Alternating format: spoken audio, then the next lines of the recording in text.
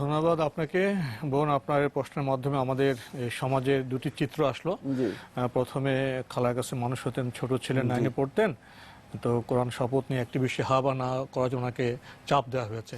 না, এখানে যে কোরআনে কারিমের উপর হাত রেখে তিনি যে কথাটি বলেছেন সেটা কসম হয়নি। এটা শুধুমাত্র তার মিথ্যা কথা হয়েছে, মানে তিনি মিথ্যার আশ্রয় নিয়েছেন।